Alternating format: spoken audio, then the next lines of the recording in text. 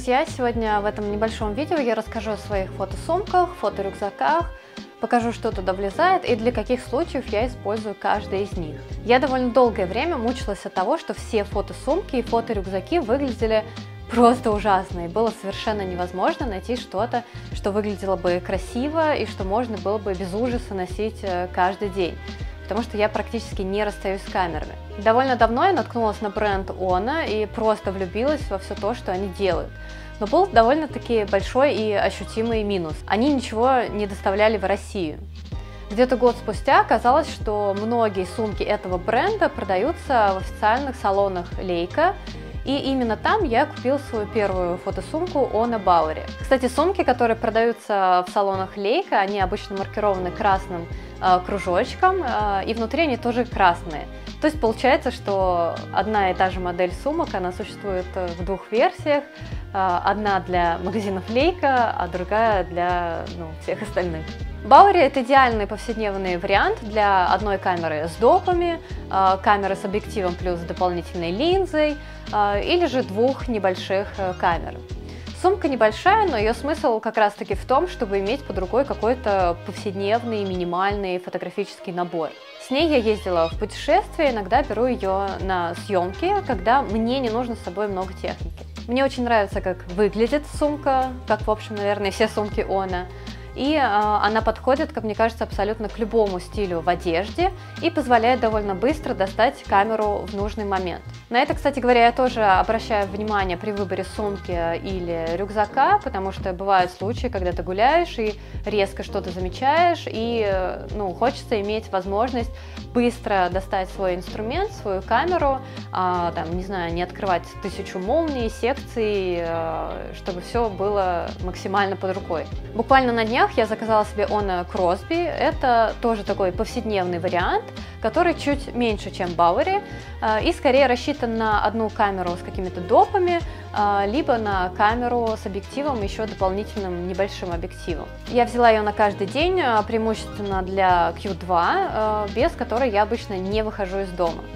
Это такой чуть более компактный вариант, чем Bauer, хотя не могу скрыть, что мне очень понравилась довольно лаконичная форма этой сумки, без застежки, но при этом с молнией. Обычно в какой-то повседневной жизни камера у меня висит на шее, но иногда есть желание ее недалеко куда-то убрать и при этом не тащить какую-то с собой для этого огромную сумку. Кстати, иногда я могу брать сумку из расчета того, что одна камера висит на шее, а другая, как запасная, находится в сумке. Это тоже такой довольно удобный вариант.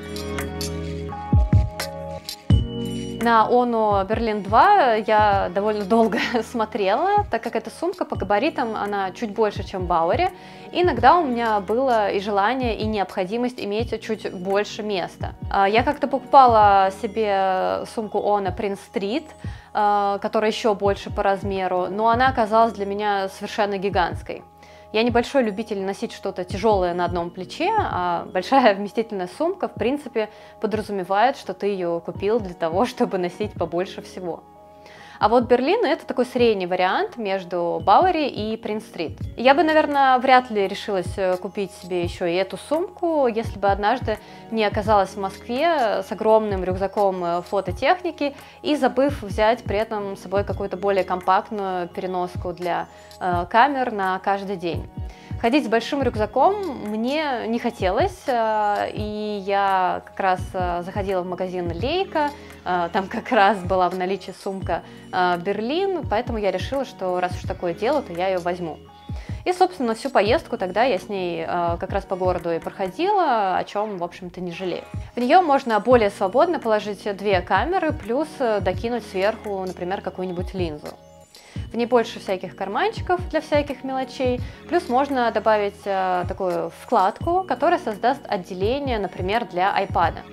Это удобно, когда нужно захватить с собой камеру и планшет, или, например, какую-нибудь читалку. Я не могу сказать, что я очень часто ей пользуюсь, потому что это скорее не самый комфортный для меня вариант для повседневного использования. Ибо я не так часто ношу с собой две камеры или какую-то дополнительную оптику, просто потому что это, тяжело. И если мне нужно взять что-то большее, чем одна камера с собой, то я скорее возьму рюкзак, о котором чуть позже расскажу, потому что в таком случае просто нагрузка распределяется равномерно по спине, и тебя не клонит то в одну, то в другую сторону. Кстати, я заметила, что все сумки гораздо легче носить зимой, потому что у тебя 100 слоев одежды, там, пуховик, а вот весной и летом все это, довольно сильнее в тебя впивается. Чтобы как-то сглаживать перевес от носки сумки на какой-либо стороне, я стараюсь подтягивать ее по ремню повыше и носить спереди. В таком случае уже, тебя не так сильно оттягивает в ту или иную сторону. Оно Монтерей – это божественный повседневный рюкзак, который я просто обожаю. Во-первых, потому что он круто выглядит, во-вторых, потому что он небольшой, но в него можно много чего положить. Я чаще всего беру его, когда мне нужно с собой две камеры. Либо две камеры, плюс какая-то оптика и еще различные допы. Там также есть отделение для планшета или читалки, а в верхнюю часть рюкзака можно положить какой-то габаритный свет, какие-то мелочи, ту же оптику или даже запихнуть какую-то еще одну небольшую камеру. Я чаще всего туда кладу какой-то компактный свет, если я понимаю, что мне на съемке, например, не нужно будет очень много света. Мне нравится этот вариант, потому что он максимально городской и компактный. Для какого-то путешествия, где тебе не нужна вся техника мира, это тоже очень удобный и комфортный вариант. Единственное, что мне в нем не хватает, это какой-нибудь стяжки на груди. Это обычно позволяет дополнительно снизить нагрузку на спину. И когда я много хожу по городу и, например, снимаю какой-нибудь стрит, то под конец дня с этим рюкзаком я реально чувствую какую-то усталость в спине. Но в целом я понимаю, что такая штука, она бы, наверное, даже как-то по стилистике не очень вписалась бы к этому рюкзаку. Рюкзаки Оно, кстати, я никогда не видела именно в продаже в России, поэтому свой я заказывала на eBay. А еще помимо салонов Leica, сумки Оно можно найти в Ярком, плюс они еще периодически появляются на Авито. Не так давно я задалась целью найти более вместительный рюкзак для съемок и тех случаев, когда мне нужно много техники с собой взять, потому что надоело все распихивать по каким-то разным сумкам и потом тащить это все на себе. Хотелось, чтобы все было в одном месте. Тогда я заказала себе Вандерт на 21 литр, причем сначала я хотела взять на 31, мне его привезли, но он оказался очень большим для меня по габаритам. То есть, учитывая мой рост, визуально на мне он выглядел слишком громоздким. Поэтому мне его потом поменяли на 21 литр. Этот рюкзак я использую тогда, когда мне нужно 3 камеры плюс какая-то оптика. Внутренний бокс для техники, он на самом деле не такой уж и большой. Рюкзак выигрывает за счет того, что у него довольно вместительный верх, который можно тем или иным способом увеличить. Плюс есть вариант докупить туда еще одну вставку, что я, собственно, и сделала, на тот случай, если нужно взять, например, 4-ю камеру, еще больше оптики, еще бывает, что я туда закидываю какой-то свет. В целом, задачей взять с собой почти все, рюкзак справляется. Но он для меня становится в таком случае абсолютно неподъемным, то есть это максимальная история, дотащить его до машины, положить в машину и потом из машины дотащить до локации или студии. С ним я еще сгоняла в такое одно небольшое съемочное путешествие, я положила туда 2 камеры, дополнительную оптику и еще ноутбук. И вот с таким вот комплектом где-то неделю я перемещалась по разным точкам в Каше, и это тоже было довольно комфортно. Хотя стоит отметить, что я тоже была тогда на машине. Вот у этого рюкзака есть как раз таки вот эта стяжка на груди, и это мне очень помогает. Есть отделение для ноутбука, у меня 16 дюймов, и ноут туда со скрипом, но влезает. Есть куча всяких карманов для карточек, проводов, аккумов, фильтров. Есть секретный карман со спины, куда я обычно кладу паспорт или какие-то доки, карман для ключей, там миллиард на самом деле каких-то карманчиков. Снизу есть специальные петли, на которые можно прикрепить свет или штатив.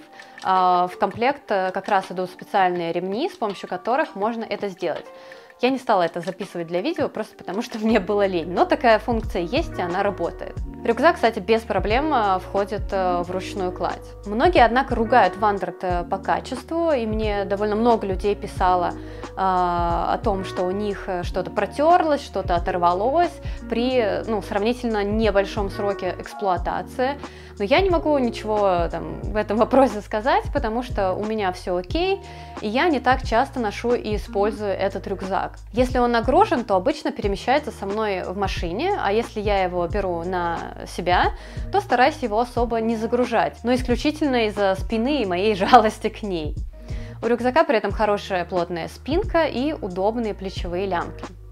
Так что в моем арсенале это скорее такая рабочая лошадка, не на повседневку, а на съемки, либо путешествия, где нужно взять с собой побольше техники. У Wandered, кстати, есть довольно классная штука, это быстрый доступ к камере сбоку рюкзака. Потому что, чтобы просто достать камеру из этого рюкзака, вам нужно его снять, расстегнуть спинку, и потом уже что-то там искать, что вам нужно. А вот этот боковой выход, боковое отделение, оно как раз-таки позволяет на ходу очень быстро, расстегнув одну молнию, достать какую-то вашу камеру, которая вам нужна, сделать кадр и положить фотоаппарат обратно.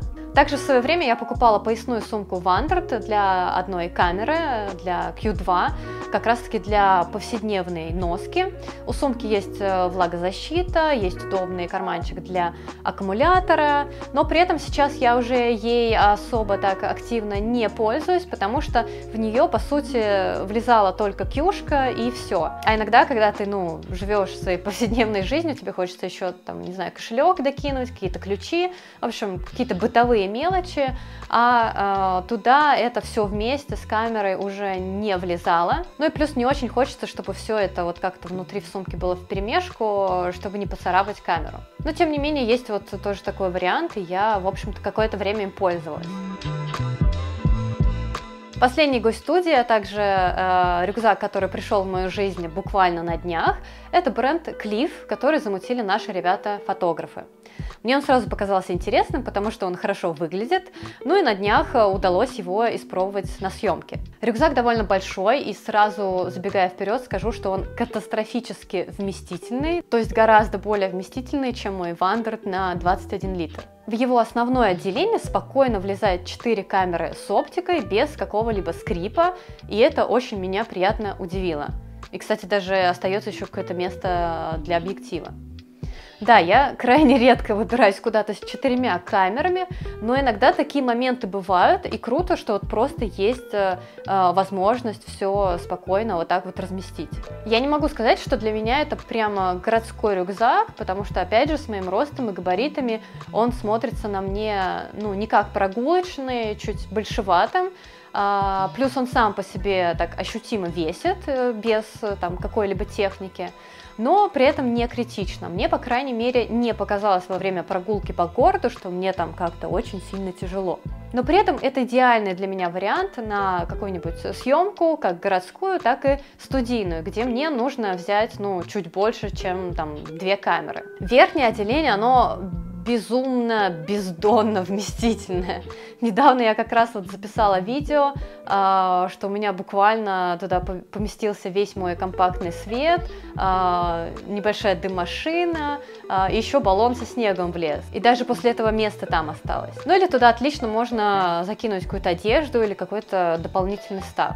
Clif, в отличие от Wandered, дают в комплект дождевик для рюкзака, потому что мы же все понимаем, что в Питере дождь – это нередкое явление. Также миллиард перегородок, поэтому можно максимально комфортно организовать для себя пространство внутри. Ну и опять же много всяких карманчиков, куда можно раскидать всякие допы. Из нюансов мне бы хотелось, наверное, поплотнее спинку, потому что на том же довольно городском и лайтовом Ona Monterey спинка жестче. Плюс туда не влезает 16-дюймовый ноут, хотя вроде даже как есть для этого место, но именно сама молния не позволяет это сделать. И тоже бы я, наверное, хотела какую-то стяжку на груди, потому что для меня этот рюкзак, он как раз-таки для тех случаев, когда у меня с собой много всего. В остальном все просто супер. Особенно, как я уже говорила, мне нравится, как он выглядит. Ну и это самая вместительная вообще вещь в моей коллекции сумок. Вот и все, что я сегодня хотела рассказать вам по поводу своей какой-то коллекции сумок и рюкзаков. Мне довольно часто пишут и просят посоветовать какие-то красивые фотосумки, фоторюкзаки. Так что я надеюсь, что я немножко осветила этим видео эту тему, и, возможно, вы приметили себе что-то, что вам тоже понравилось. Так что до новых встреч и пока-пока!